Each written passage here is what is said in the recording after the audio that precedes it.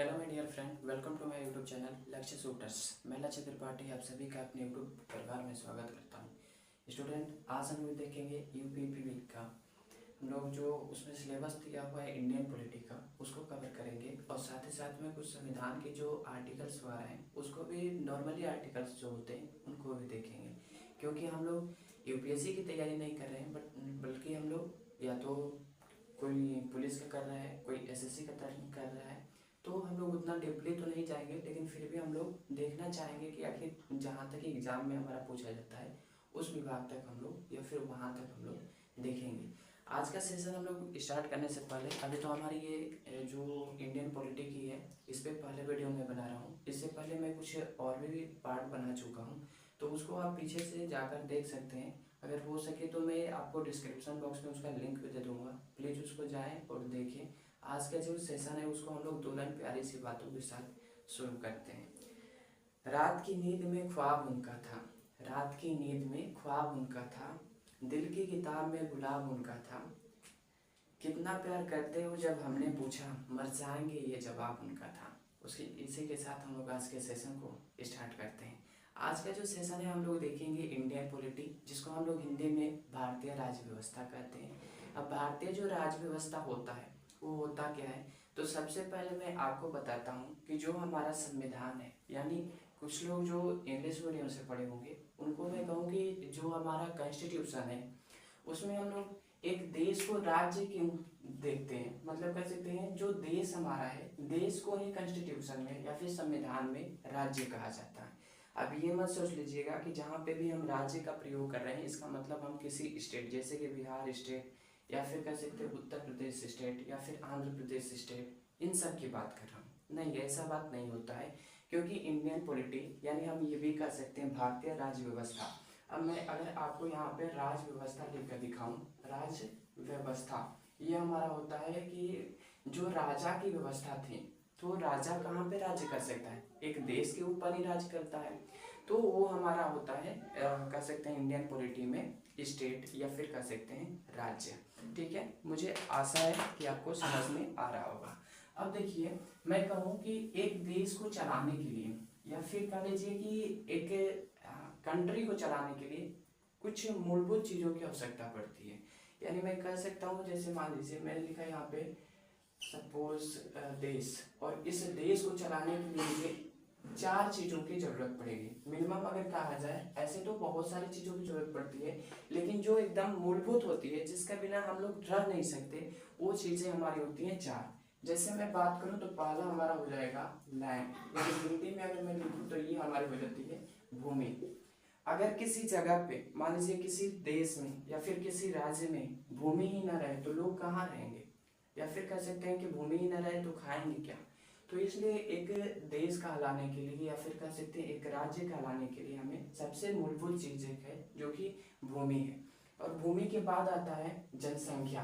अगर मान लीजिए सपोज दैट किसी देश में जनसंख्या ही ना हो तो वहाँ का राजा किसके ऊपर शासन करेगा, क्योंकि राजा को शासन करना है, और शासन हम लोग जानते हैं कि सिर्फ लोगों के ऊपर ही किया जा सकता है। हर जानवरों के ऊपर शासन थोड़ा ना कर सकते हैं। क्या जानवर को आप कह सकते हैं नहीं नहीं उधर मत जाओ इधर ही रहो, ऐसा तो किसी के साथ नहीं कर सकते। इसलिए हमने कहा कि एक देश कहलाने के लिए जनसंख्या का भी होना जरूरी है। फिर हमारा तीसरा चीज आता है सरकार, यानी ये भी कह सकता हूँ मैं कि अगर जनसंख्या आपके पास है तो जनसंख्या पर नियंत्रण करने के लिए हमें सरकार की भी आवश्यकता पड़ेगी।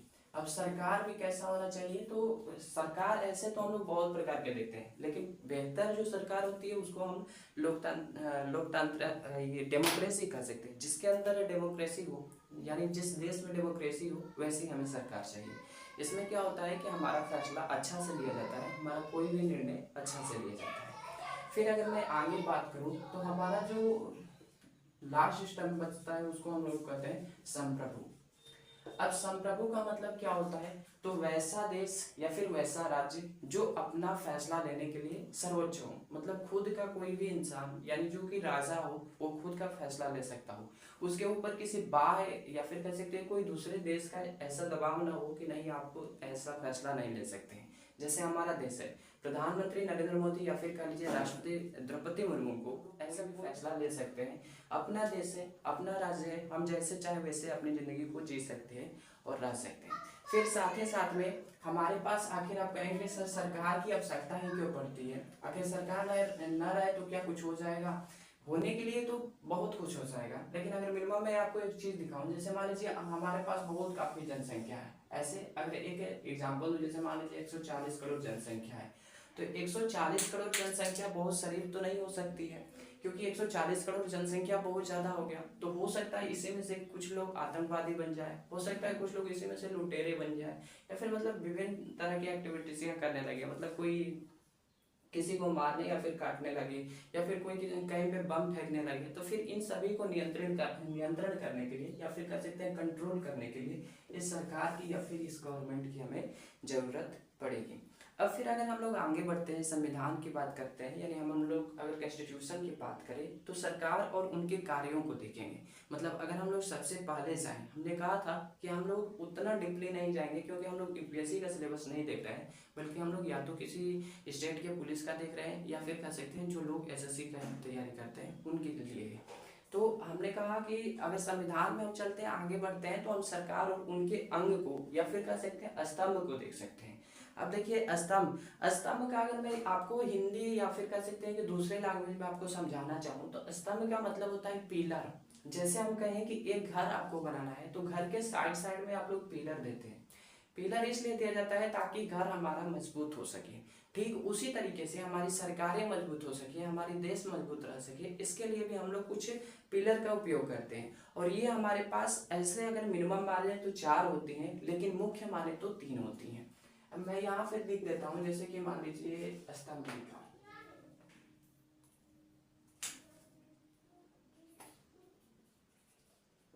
सरकार के कार्य, या फिर कह सकते हैं कार्य और स्तंभ।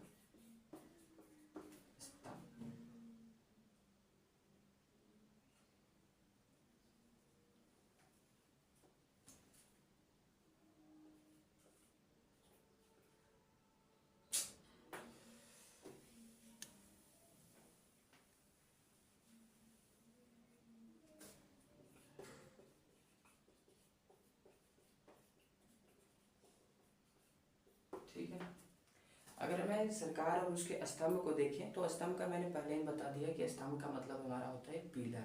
कहीं भी घर बनाने के लिए हमें अगर ये चाहते हैं कि हमारा घर मजबूत रहे, हमारा घर मतलब कह सकते हैं स्ट्रॉन्ग रहे, तो उसके लिए हम लोग कुछ पिलर का इस्तेमाल करते हैं। ठीक उसी तरीके से सरकार के भी अंदर हम लोग पिलर का प्रयोग करते हैं, जिसमें हमारा एक आता है विधायिका, दूसरा हमारा आता है कार्यपालिका, और तीसरा आता है हमारा न्यायपालिका। आप अगर चाहे तो इसमें एक और चीज जोड़ सकते हैं, जिसको हम लोग पत्रकारिता या फिर कह सकते हैं उसको मीडिया के नाम से हम लोग जानते हैं, पत्रकारिता।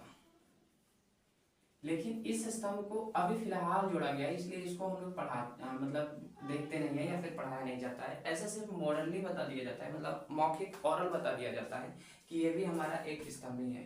अगर स्तंभ नहीं अगर रहता, अगर आप कहें कि सर स्तंभ कैसे हो सकते हैं, तो अगर ये पत्रकारिता को हम लोग स्तंभ ना माने तो फिर हमारे अंदर क्या होगा।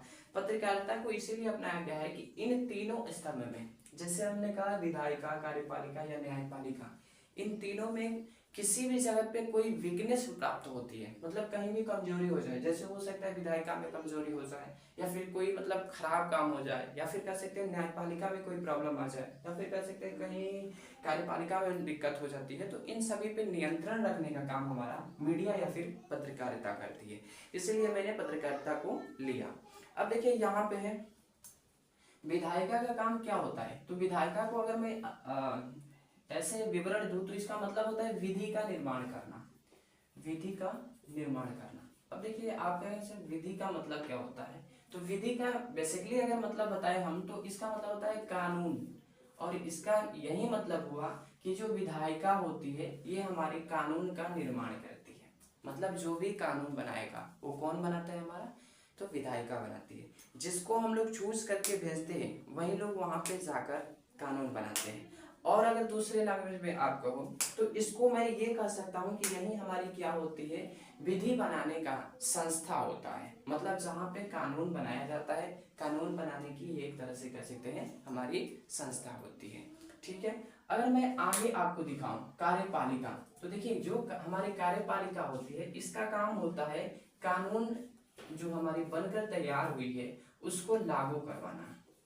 जैसे मान लीजिए अगर इसके पास यहाँ से अगर सिग्नेचर वगैरह हो गया, एक कानून बन गया, कानून बनने के बाद इस जगह पे आया और जो कार्यपालिका होगी उसको लागू कराएगा।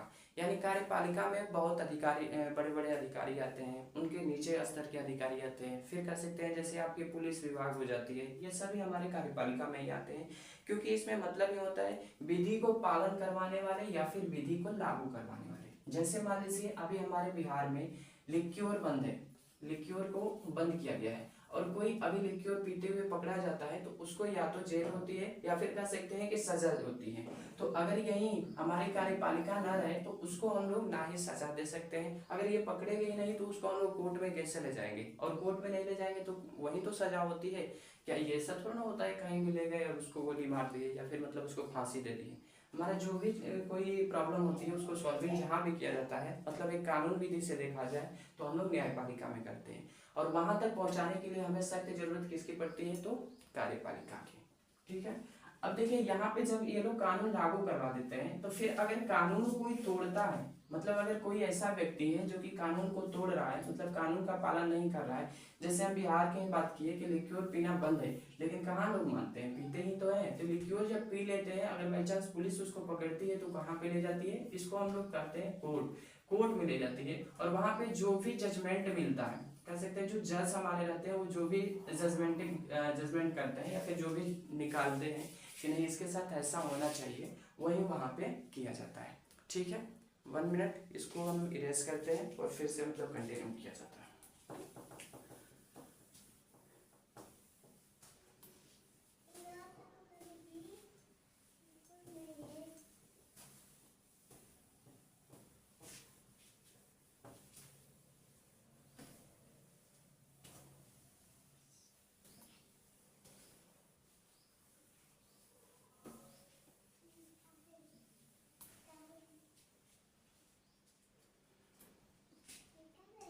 अब हम क्या करेंगे कि तीनों को हम लोग डिटेल से जानेंगे कि विधायिका क्या होती है और विधायिका के कितने अंग होते हैं, फिर कार्यपालिका क्या होती है, फिर न्यायपालिका क्या होती है। इन तीनों को हम लोग डिटेल से देखने की कोशिश करेंगे। बहुत ज़्यादा मैंने पहले वीडियो स्टार्ट करने से पहले ही बता दिया है कि बहुत ज़्यादा डीपली नहीं जाएंगे, लेकिन जो हमारे एग्जाम के पॉइंट ऑफ व्यू से होगा उसको हम लोग जरूर कवर करेंगे। अब देखिए जो हमारी विधायिका होती है जिसको हम लोग इंग्लिश में लेजिस्लेचर कहते हैं, यानी हम कहते हैं पहले विधायिका, और विधायिका को मैं क्या करूंगा कि इसको हम लोग 2 पार्ट में डिवाइड करते हैं। अब डिवाइड करने का मेरा मतलब ये होता है कि हमारी जो विधायिका होती है वो 2 तरह की होती है, एक तो हमारे केंद्र में होती है और दूसरा कह सकते हैं हम लोग कि एक हमारे राज्य में होती है। अब कहेंगे सर ये कैसे हो गया कि केंद्र में भी होती है एक राज्य में हो जाती है, तो मैं कहूँगा कि आप लोग विधानमंडल, विधान परिषद या फिर कह सकते हैं राज्यपाल, ये तीनों सुनते हैं तो वो हमारा जो तीनों होता है वो राज्य के लिए होता है। फिर आप क्या करते हैं कि लोकसभा, राज्यसभा और राष्ट्रपति का नाम सुनते हैं, वो हमारे देश के लिए होता है। सिंपल बात है, हमारे पास 2 तरह के कानून बनते हैं, एक तो पूरे देश में लागू होते हैं और एक हमारे सिर्फ स्टेट में, अलग अलग स्टेटों में लागू होते हैं। फॉर एग्जांपल वहीं फिर से लिक्योर का एग्जांपल आपको अगर देना चाहूँ तो जो हमारे लिक्योर का एग्जांपल है वो सिर्फ बिहार में बंदी है, बाकी तो सब जगह चल रहा है। तो ये कोई स्पेशल स्टेट से ही तो ये पास हुआ है। तो देखिए जिस जहाँ पे सिर्फ स्टेट पास करता है सिर्फ उस स्टेट के लिए होता है, लेकिन अगर भारत सरकार ये लिक्योर पीना बंद कर दे तो ये सबके लिए लागू हो जाएगा कि अब कोई पूरे भारत में कोई भी लोग या फिर कोई भी व्यक्ति शराब नहीं पी सकता है। ठीक है, तो अगर मैं विधायिका की बात करूं तो ये हमारी होती है एक केंद्र में, ठीक है, एक हमारी केंद्र में हो जाती है और एक हमारी होती है राज्य में। अगर मैं आपको इसको दिखाऊं तो केंद्र वाली को हम लोग संसद कहते हैं, संसद। याद रखिएगा कुछ लोग इस संसद को सांसद कहता है, सांसद इसमें बैठने वाले व्यक्ति को कहा जाता है, न कि उस घर को, उस हाउस को कहा जाता है। मैं यहाँ पे हाउस का नाम लिखा हूँ जिसको संसद बोला जाता है। प्रॉब्लम ये हो जाती है कि कुछ लोग जैसे जल्दीबाजी में बोलना चाहते हैं तो वो लोग संसद ही कह देता है, उसमें बैठने वाले को हम लोग संसद कहते हैं, न कि उस घर को। ठीक है, आगे अगर मैं बात करूं तो केंद्र में 3 घरें होती हैं या फिर 2 ही घर मानिए, और एक व्यक्ति होते हैं जो कि हमारे राष्ट्रपति होते हैं। यानी मैं कह सकता हूं कि अगर केंद्र की बात करें कि केंद्र में विधायिका में कौन कौन आते हैं, तो पहला तो हमारा आता है लोकसभा, ये होती है हमारी लोकसभा। दूसरा हमारा होता है विधानसभा, सॉरी, एक होते हैं लोकसभा, एक होता है हमारा राज्यसभा, और एक हमारा आता है राष्ट्रपति, एक हमारे आते हैं राष्ट्रपति। ठीक है, अब मैं आप लोग को यहीं पे बता देता हूं कि आखिर किस आर्टिकल में हमारा लोकसभा आता है और किस आर्टिकल में हमारे राज्यसभा आते हैं, किस आर्टिकल में हमारे राष्ट्रपति साहब आते हैं। ठीक है, अगर मैं ये बताना चाहूँ तो जो राष्ट्रपति आते हैं हमारे 52 आर्टिकल्स के अनुसार आते हैं। मतलब जो हमारे संविधान के 52 में कहा गया है कि एक हमारे देश के राष्ट्रपति होंगे, उनका कार्य ये होगा कि अगर कोई विधि कानून बनता है तो फिर उसको पास करने के लिए उनका सिग्नेचर अनिवार्य होगा। देखिए, अगर एक चीज मतलब इस पे मैं आपको डिटेल बताऊं, यानी कि राष्ट्रपति के ऊपर आपको मैं डिटेल बताना चाहूँ तो राष्ट्रपति एक तरह से एक माँ का काम करते हैं। जैसे मान लीजिए सिर्फ एक फीता काटने का काम करते हैं, कोई बड़ा बड़ा निर्णय ये नहीं ले सकते हैं। जैसे अगर मैं एक बताऊं, जैसे कि हमारे यहाँ जो विधि बनती है, मिनिमम 2 प्रकार की विधि होती है। एक तो हमारी विधि होती है फाइनेंशियल विधि, फाइनेंशियल विधि मेरे कहने का मतलब है वित्तीय कानून, और एक हमारा होता है जनरल विधि या फिर कह सकते हैं सामान्य कानून। तो अगर फाइनेंशियल आपके पास जाता है, जैसे आप सपोज दैट राष्ट्रपति हैं और आपके पास किसी तरह का फाइनेंशियल कानून जाता है, तो आप उस पर अगर सिग्नेचर न भी करें तो इसको हम लोग 14 दिन के अंदर, मतलब कह सकते हैं 14 डेज के बाद हम लोग इसको ऑटोमेटिक पास मान लिया जाता है। मतलब राष्ट्रपति सिग्नेचर करे या ना करे, अगर हमारे पास किसी प्रकार की फाइनेंशियल है कानून निकाला जा रहा है तो उसको ऐसे पास मान लिया जाता है।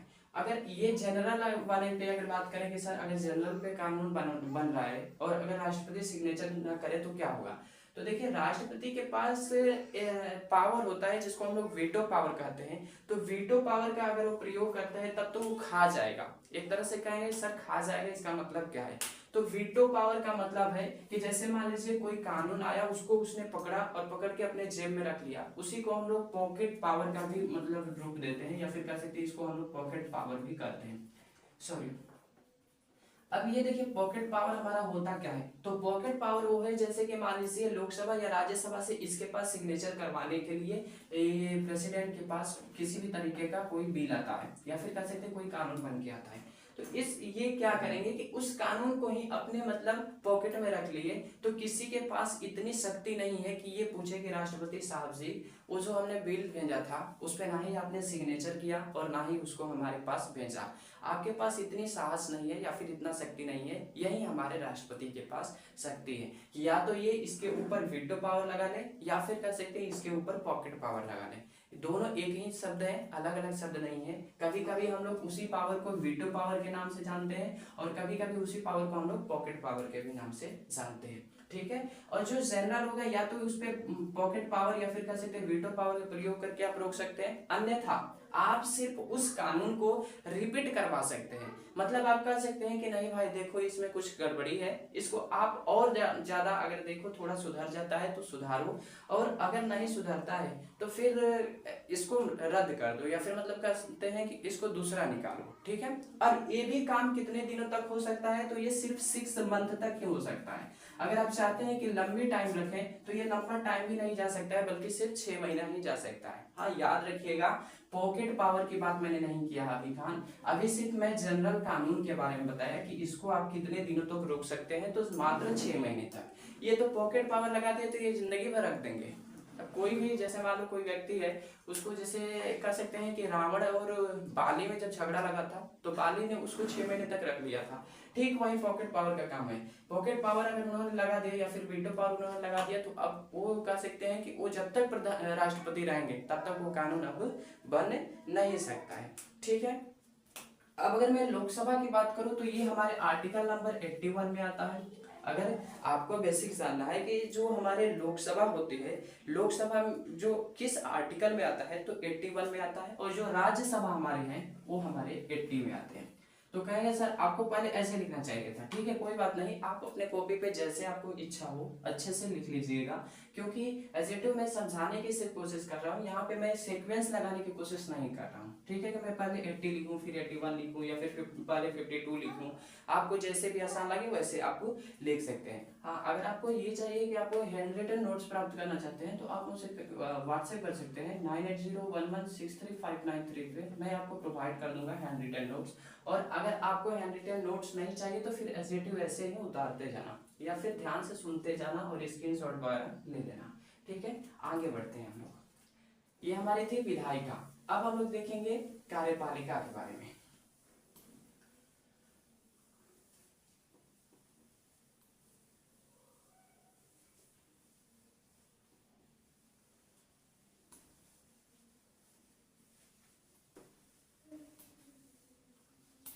चलो आगे आते हैं हम लोग कार्यपालिका।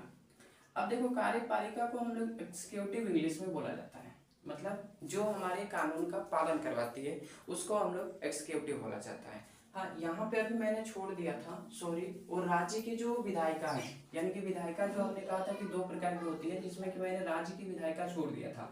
इसको भी देख लो, जो राज्य की विधायिका होती है वो क्या है, तो इसमें हम लोग कह देते हैं जो राज्य की विधायिका होती है उसको हम लोग विधानमंडल कहते हैं। यानी यहाँ पे जो रहेगी हमारी क्या रहेगी, विधान मंडल। मैंने जैसे उसमें बताया था कि जो यहाँ का कानून बनता है या फिर बनाया जाता है वो 3 लोगों के अंतर्गत बनाया जाता है, मतलब कह सकते हो 2 घरों और 1 व्यक्ति के अंतर्गत बनाया जाता है।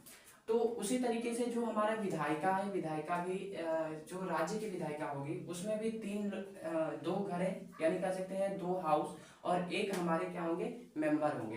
जैसे अगर मैं आपको बताऊं तो एक हमारा होता है विधान परिषद, विधान परिषद, और एक हमारा होता है विधानमंडल, विधान सभा, और एक हमारी होती है राज्यपाल। मैं सिंपल बात अगर कहूँ आपको कि राज्यपाल का काम क्या होता है, तो जो सेम कह सकते हैं देश में राष्ट्रपति का होता है, ठीक वही हमारे राज्य में राज्यपाल का काम होता है। यानी कि जो वहाँ पे वो करते हैं, जैसे कि वो कुछ दिनों के लिए रोक सकते हैं, वही काम यहाँ पे ये भी कर सकते हैं। ठीक है, अब ये भी मैं आपको बता दूं कि विधान परिषद और विधानसभा जो है हमारे आर्टिकल में किस किस नंबर पे आती है। तो अगर मैं आर्टिकल की बात करूंगा तो जो राज्यपाल है वो 159 पे आता है। इस चीज को याद रखिएगा, ये मैं आर्टिकल लिख रहा हूँ या फिर कह सकते हो अनुच्छेद लिख रहा हूँ। और फिर जो हमारी विधान परिषद होती है वो 171 पे आता है। ठीक है, अब ये हमारी बेसिक जानकारी थी। इसके बाद हम लोग अब आगे बढ़ जाते हैं, जिसका कि नाम है हमारा कार्यपालिका।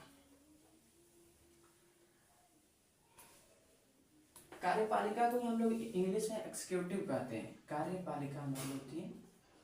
और कार्यपालिका का डिटेल मैंने पहले बताया कि कार्यपालिका का मतलब होता है जैसे कोई कानून बन गया है, उसको कुछ लोग ना मान रहे हैं, तो वैसे को मनवाने के लिए हम लोग क्या करते हैं, कह सकते हैं कि एक रूट निकालते हैं। जैसे मतलब मान लीजिए किसी पुलिस को नियुक्त कर दिए, किसी दरोगा को नियुक्त कीजिए, किसी बड़े बड़े अधिकारी को नियुक्त कर दिए, ताकि कोई ऐसा ना करे कि नहीं हम लोग को कानून मानना ही नहीं है। तो ये हमारी होती है, कह सकते हैं कानून पालन करवाने वाले। यानी मैं यहाँ पे अगर लिखना चाहूँ तो ये लिख सकता हूँ कि ये हमारे होते हैं कानून, हमारे कानून पालन करवाने वाले।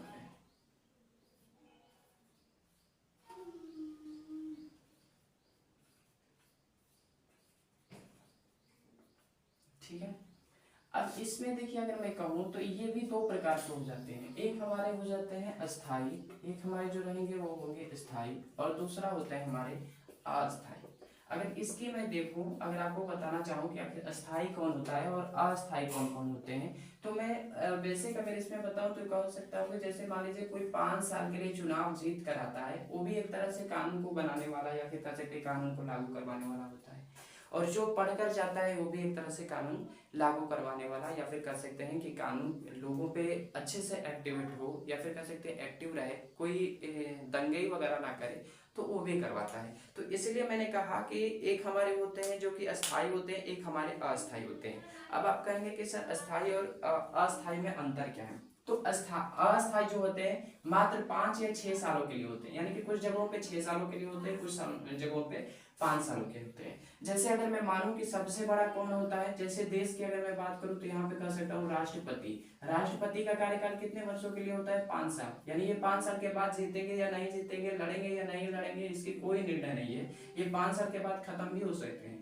राज्य की अगर बात करें तो राज्य में आ जाते हैं हमारे राज्यपाल, मतलब राज्य की अगर बात करूं तो इसमें भी ये तो कह सकते हैं कि प्रसाद पर्याप्त रहेंगे, यानी कि जब तक राष्ट्रपति चाहे तब तक रख सकता है, राष्ट्रपति इनसे जब तक खुश है तब तक रखेगा। लेकिन क्या राष्ट्रपति से खुश रहेंगे तब ना राष्ट्रपति रहेंगे, नहीं तो 5वें साल तो हट जाने वाले हैं। तो जब ये हट जाएंगे तो इसका मतलब है कि ये भी हट जाएंगे, सिंपल बात है। अब इनसे नीचे आते हैं जिला में, तो हम लोग जिला पारिषद कहते हैं या फिर जिसको जिला अध्यक्ष के नाम से जानते हैं, ये यहाँ पे कार्य करते हैं। तो इनका भी हम लोग कह सकते हैं 5 से 6 सालों तक रहता है, ये भी रखने वाले हैं। फिर अगर मैं ब्लॉक में बात करूँ तो प्रखंड उसको कहते हैं प्रखंड अध्यक्ष कह सकते हैं, या फिर अलग अलग जगहों पे अलग अलग नाम इनको दिया जाता है, जैसे ब्लॉक प्रमुख कह सकते हैं। अगर मैं यहाँ पे जैसे प्रखंड की बात करूँ तो यहाँ पे मैं कह सकता हूँ ब्लॉक प्रमुख, ठीक है। फिर उनके नीचे आती है ग्रामीण इलाके में अगर आते हैं तो यहाँ पे मुखिया हो जाते हैं, या फिर कहीं कहीं पे प्रधान बोला जाता है, ये लोग हमारे अस्थायी कह सकते हैं कि ये कार्यपालिका में आते हैं। अब अस्थायी कार्यपालिका में कौन कौन आता है, तो इसमें सबसे पहले आते हैं IAS, IPS, IA कह सकते हैं कि IRS, फिर एक हमारे आते हैं IFS। अब ये देखिए, ये जितने भी चारों हैं ये हमारे यूपीएससी एग्जाम को क्वालिफाई करके आते हैं, इसलिए इनका जो कार्यकाल होता है मिनिमम 60 वर्षों तक रहता है। अब ये मत सोचिएगा कि सर क्या वो लोग 60 वर्ष तक ड्यूटी करेंगे, जैसे हो सकता है 25 साल पे लगे तो 25 से 60 यानी कि 85 तक ड्यूटी करेंगे, मेरे कहने का ये मतलब नहीं था। जैसे देखिए अगर आपकी नौकरी 30 सालों पे लगती है और मैंने कहा कि आपको फिर से 60 वर्ष पे आपको या ये वहां से रिटायरमेंट दे दिया जाएगा, या फिर मतलब कार्य से आपको छुट्टी दे दी जाएगी, इसका मतलब है कि अगर आपका नौकरी 30 वर्ष पे लगा है तो आप नौकरी अब भी कितने दिन तक करेंगे, और 30 वर्ष तक करेंगे, ये हमारी होती है। तो एक और चीज है, जैसे अब इसके पास ऐसा कोई रीजन नहीं है जिससे कि आप इसको 5 साल में हटा सकते हैं। और आपको अगर मैं बताना चाहूँ तो जो यूपीएससी के अधिकारी होते हैं, यानी कह लीजिए जो यूपीएससी पास करके यानी क्वालिफाई करके जो अधिकारी बनता है, उससे सरकार भी डरी रहती है, सरकार भी भयभीत रहती है। कारण इसका मैं एक छोटा सा एग्जांपल देकर आपको बताना चाहूँ तो यहाँ पे ये मैं आपको बताना चाह रहा हूँ कि जैसे मान लीजिए कि यहाँ पे कोई स्टेट है, ऐसे कोई स्टेट है,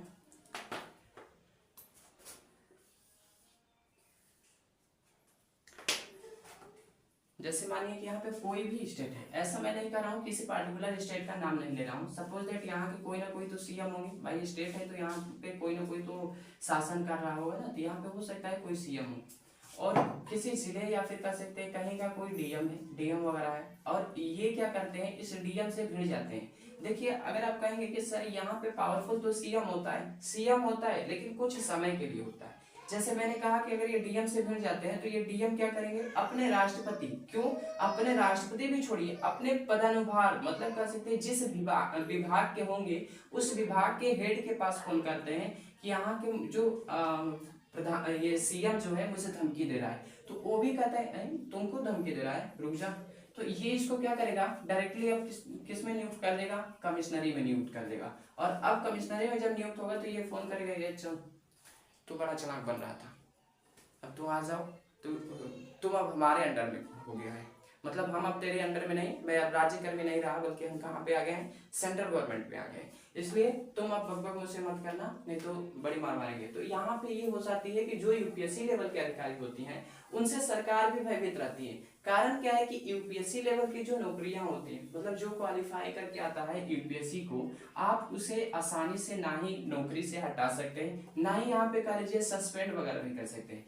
क्यों नहीं कर सकते, क्योंकि वो इतना पढ़ा लिखा इंसान रहता है, पढ़ा लिखा रहता है। दूसरा चीज, जो गवर्नमेंट होती है एक अधिकारी बनाने में बहुत ज्यादा पैसा खर्चा कर देती है, जिसके कारण वो चाहते हुए भी किसी अधिकारी को सस्पेंड वगैरह नहीं कर सकती है, ठीक है। तो ये हमारे हो जाते हैं। फिर हमारे अगर नीचे आऊं तो इसमें हो जाते हैं हमारे ग्रुप ए बी के कर्मचारी, ग्रुप ए या फिर बी के स्टाफ, यहाँ पे मैं इंग्लिश लिखा हूँ इसलिए स्टाफ लिखा हूँ, हिंदी में कर्मचारी होगा, ठीक है, ये लोग आ जाते हैं। फिर अगर मैं बात करूँ तो ग्रुप सी के स्टाफ आ जाएंगे, जिसको आप लोग ग्रुप सी के कर्मचारी कहेंगे। फिर लास्ट अगर नीचे आता हूँ तो यहाँ पे कह सकता हूँ ग्रुप डी के कर्मचारी, या फिर कह सकते हैं जो सहायक कर्मचारी होते हैं, जिसको आप चपरासी वगैरह के भी नाम से जानते हैं। अब देखिए संवर्ग जिसे कहते हैं, चपरासी मत कहिएगा, क्योंकि एग्जामों में थोड़ा लैंग्वेज का भी प्रयोग करना चाहिए। मतलब अगर आप किसी तरह के रिटन एग्जाम देते हैं जिसमें कि लिखित एग्जाम दे रहे हो, मेंस वगैरह दे रहे हो, तो उसमें आप अगर चपरासी लिखते हैं तो थोड़ा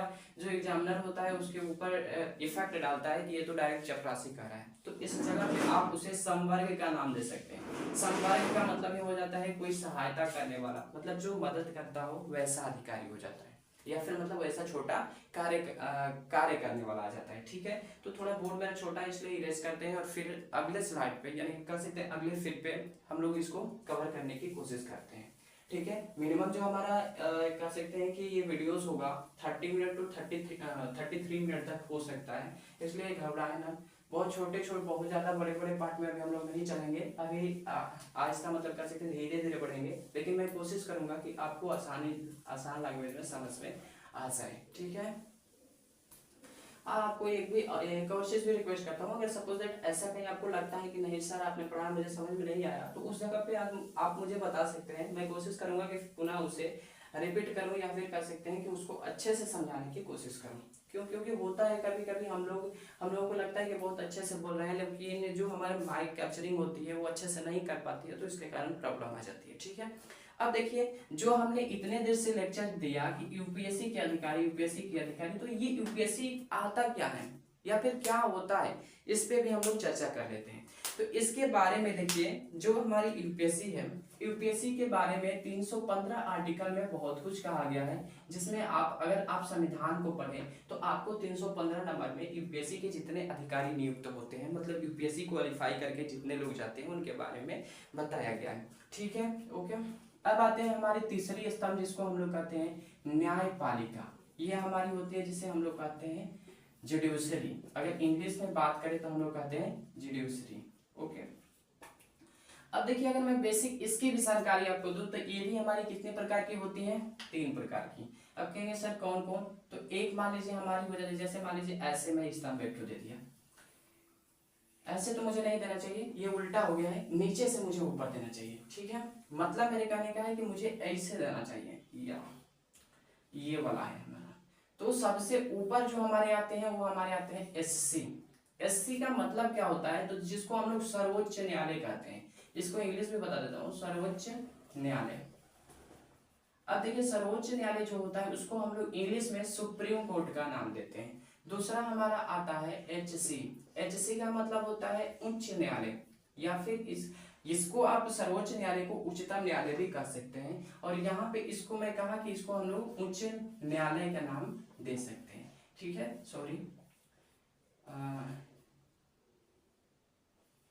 न्यायालय, ठीक है, ये नाम दे सकते हैं। फिर नीचे आता है उसे डिस्ट्रिक्ट कोर्ट, और डिस्ट्रिक्ट कोर्ट में कर सकते हैं इसको हम लोग जिला सत्र न्यायालय के नाम से भी जानते हैं, जिला सत्र न्यायालय या फिर कह लीजिए जिला न्यायालय भी कहते हैं। ठीक है, अब यहाँ पे जो होंगे जिले में कोई प्रॉब्लम होती है तो यहाँ पे लोग जाते हैं। फिर अगर मान लीजिए सपोज दैट मुझसे किसी से मारपीट हो गई, मैं संतुष्ट नहीं हूँ कि ये जिला वाले मेरे साथ अच्छा नहीं किया, मतलब हो सकता है मैं कोर्ट में जीत सकता हूँ, तो मैं कहाँ पे जाऊँगा, हाई कोर्ट में जाऊँगा। हाई कोर्ट के बाद मैं कहाँ जा सकता हूँ, सुप्रीम कोर्ट में जा सकता हूँ। लेकिन अगर सुप्रीम कोर्ट में भी हमारी कोई सुनवाई नहीं होती है तो आप कहाँ जाएंगे, आप कहने जाएंगे, आप वापस हम कहेंगे कि वो ऐसे आ जाए, यहाँ पे मेरा घर है, अब चुपचाप घर में सो जाए या फिर मतलब बैठ जाए, कहीं कुछ होने वाला नहीं है। क्यों? क्योंकि आपने 3 कोर्टों में अर्जी लगा लिया, मतलब तीनों जगह अगर आपको कुछ नहीं हुआ तो आप क्या करवा सकते हैं, मतलब क्या उखाड़ सकते हैं। ठीक है, ये होती है हमारी न्यायपालिका। और न्यायपालिका में जिसमें कि कह लीजिए जिला न्यायालय होता है, और कह लीजिए कि हमारे उच्च न्यायालय होते हैं और उच्चतम न्यायालय होते हैं। अगर आप कहें कि सर इसका भी बता दीजिए कि आखिर कितने कितने में आते हैं, मतलब किस किस आर्टिकल में आते हैं, तो इसकी बात मैं करूं तो 232 या फिर 233 के भी आर्टिकल में आते हैं। अब मैंने 2 क्यों लिखा, 232 और 233 क्यों लिखा, क्योंकि दोनों में हमारे डिस्ट्रिक्ट यानी कह सकते हैं जिला न्यायालय की चर्चा की गई है।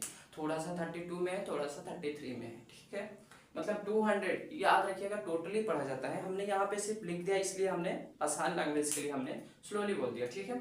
फिर अगर हाई कोर्ट की बात करेंगे कि सर स्टेट की जो होते हैं, जो कह सकते हैं कि जो राज्य में होते हैं उनको, तो इसको हम लोग कह सकते हैं 214 में कहा गया है। 214 में जो कहा गया है, ये कहा गया है कि हर राज्य में एक कोर्ट होगा जो कि कह सकते हैं कि जिला पे नियंत्रण रख सकता है, ठीक है। उसके ऊपर मतलब कह सकते हैं कि सबसे बड़ा जो है वो हमारा 124 नंबर है। ये हमारे आर्टिकल होते हैं, सभी आर्टिकल हैं, ये भी हमारे क्या है आर्टिकल है, और ये भी हमारे क्या है आर्टिकल है, ठीक है। आर्टिकल को हम लोग हिंदी में अनुच्छेद कहते हैं। इसके बारे में भी हम डिटेल से पढ़ाएंगे जब हम लोग आगे पढ़ेंगे। देखिए अब जो मामला हमारा होता है उस पर चर्चा करेंगे। क्यों मैं मामला पे चर्चा करवाना चाहता हूँ, क्योंकि अभी हम लोगों ने पढ़ चुके हैं, मतलब कह सकते हैं कि हम लोग पढ़ लिए हैं कि आखिर जो हमारा कोर्ट होता है वो 3 प्रकार का होता है। तो भाई कोर्ट को सिर्फ मच्छी मारने के लिए या फिर कभी मच्छर मारने के लिए थोड़ा रखे हैं, कुछ ना कुछ तो कार्य करने के लिए रखा गया है। सिर्फ वहां पे बैठकर क्या लोग करेगा, इसलिए हम लोग क्या करते हैं कि कुछ ना कुछ वहां पे देखिए, जैसे 140 करोड़ जनसंख्या है या फिर जनता है, तो हर लोग शांत नहीं रहता है, कोई मारपीट करता है, कोई कुछ करता है, कोई कुछ करता है। तो सब लोग डेली देखेंगे तो अगर कोर्ट में जाए तो बहुत काफी भीड़ लगती है, वहां पे कोई ना कोई कार्य चलता रहता है। तो इसमें देखिए मैं सबसे पहले आपको बताने की कोशिश करूंगा कि जो मामला हमारा होता है, मामला कितने प्रकार की होती है। तो मामला बेसिकली 3 प्रकार का होता है, ठीक है। जो मुकदमे होते हैं या फिर कह लीजिए किसी तरीके से किसी से मारपीट हुई या फिर कुछ भी, तो ये कितने तरीके के अगर आप कहेंगे तो मैं कह दिया 3 प्रकार के होते हैं। एक हमारे होते हैं दीवान या फिर जिसको हम लोग कहते हैं दीवानी, एक हमारे होते हैं फौजदारी, और एक हमारे होते हैं फौजदारी, और एक हमारे होते हैं कौन कह सकते हैं राजस्व। ओके, आप लोग कुछ होंगे जो कि कहेंगे सर दीवानी और राजस्व तो एक ही होते हैं, एक कैसे होते हैं भैया। राजस्व का मतलब होता है जिसमें गवर्नमेंट का कोई कह सकते हैं केस हो, और दीवानी का मतलब होता है जिसमें खेत वगैरह की केस हो। अब कहेंगे सर क्या दोनों अलग अलग कैसे हो गए, दोनों तो एक ही है। नहीं बाबू, इसमें राजस्व का मतलब होता है टैक्स वगैरह की केस हो, जैसे कोई व्यक्ति टैक्स वगैरह नहीं देता है तब की केस होती है। जबकि अगर मैं इसकी बात करूं दीवानी, यानी कह सकते हैं कि इसकी बात करता हूं अगर, तो वो हमारी पर्सनली व्यक्तिगत होता है, जैसे कि किसी से झगड़ा हुआ है उसकी हो जाती है, ठीक है, जैसे खेतों की झगड़ा हो। और ये फौजदारी हो जाती है, जो हम लोग मारपीट करते हैं, किसी का सर फोड़ देते हैं, किसी का कह सकते हैं कि मुंह तोड़ देते हैं, किसी का हाथ तोड़ देते हैं, तो वो हमारी हो जाती है फौजदारी, ठीक है। अब इन दोनों को मैं अगर बताने की कोशिश करूं कि ये जो दीवानी और फौजदारी होती है इनको कहाँ पे देखा जाता है कि, तो अगर मैं निचले स्तर से मानूं तो इसको हम लोग डिस्ट्रिक्ट कोर्ट के, यानी जो डिस्ट्रिक्ट कोर्ट होता है उसके क्राइम डिपार्टमेंट में देखते हैं। अब कहेंगे सर क्राइम डिपार्टमेंट में ही क्यों देखते हैं, क्योंकि मैं आपको अगर बताने की कोशिश करूं तो दीवानी में ये फैसला हम लोग नहीं कर पाते हैं कि ये फौजदारी है या फिर नहीं है। मैंने आपको पहले ही बता दिया था कि दीवानी में कभी कभी, जैसे मान लीजिए मेरा ये खेत है और ये पड़ोस वाले का खेत है, कभी कभी देखेंगे जब गांव के लोग होते हैं इधर का रास्ता काटते काटते काटते काटते इस मेरे वाले रास्ते में ला देंगे। भाई जाहिर सी बात है, हमारा रास्ता काटोगे मैं मारूंगा ही।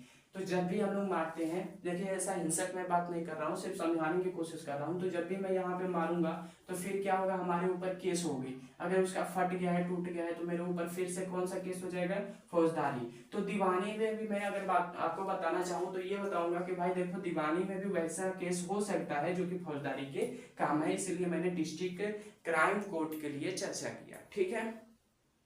अब अगर यहाँ पे मैं आऊँ राजस्व में, तो राजस्व का जो होता है वो सबसे पहला तहसील में देखा जाता है, इसको हम लोग कहते हैं तहसील। अब देखिए तहसील के बारे में, या फिर अगर आप जानना चाहें कि सर इसको छोटे स्तर से बता दीजिए, मैं आगे वाले वीडियो में छोटे स्तर से जरूर बताऊंगा।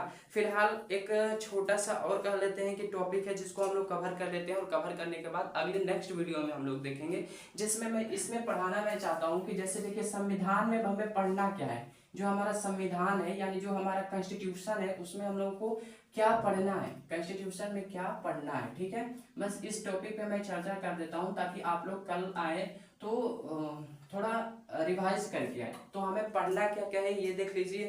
पहला तो हम लोग पढ़ना है प्रस्तावना, और प्रस्तावना क्या होता है ये लगभग आपको पता होगा। और अगर प्रस्तावना आपको पता नहीं है तो बिना काम का एग्जाम देने जा रहे हैं, तब आपसे एग्जाम नहीं निकल सकता है, क्योंकि जिस व्यक्ति को अपने देश की प्रस्तावना नहीं पता वो एग्जाम क्या निकाल सकता है। हाँ, ये भी हो सकता है कि आपका कभी भाग्य साथ दे, लक साथ दे, तो आप हो सकते हैं। इस लक पे मैं नहीं कहूँगा, लेकिन आप वही होंगे जो कि रिजर्वेशन वाले होते हैं। ठीक है, आप आगे अगर बात करें तो दूसरा हमारा आता है अनुसूचियाँ। ठीक है, अनुसूचियाँ। अगर आप कुछ लोग इसमें होंगे कि सर इंग्लिश बता दीजिए, इसका मतलब होता है प्रियम्बल, इसका मतलब होता है शेड्यूल। शेड्यूल को ही हम लोग हिंदी में अनुसूचियाँ कहते हैं। फिर आता है हमारा भाग या फिर कह सकते हैं अनुच्छेद। भाग या फिर कह सकते हैं अनुच्छेद, अनुच्छेद। ठीक है, जिसको हम लोग पार्ट या फिर आर्टिकल के नाम से जानते हैं। फिर हमारा आता है संशोधन। अब देखिए, संशोधन अगर जो पढ़ रहे हो, संशोधन इंग्लिश मीडियम वाले होंगे तो उनको समझने में दिक्कत होगी, तो इसका इंग्लिश होता है अमेंडमेंट। ठीक है, अमेंडमेंट इसका इंग्लिश होता है। ओके, तो मुझे आशा है कि आप लोग को यहाँ तक समझ में आया होगा। हम लोग नेक्स्ट वीडियो में और बाकी कवर करेंगे, और मिनिमम हमको लगता है कि शायद 50 क्लास लेने के बाद ये कवर होगा। आपसे मेरा एक रिक्वेस्ट है कि आप जब वीडियोस को देखते हैं तो पूर्ण रूप से वीडियोस को देखें, और एक लाइक करें, ज़्यादा से ज़्यादा लोगों के पास शेयर करें, और सब्सक्राइब करें। ठीक है, मिलते हैं नेक्स्ट वीडियो में। तब तक के लिए जय हिंद, जय भारत, जय बिहार।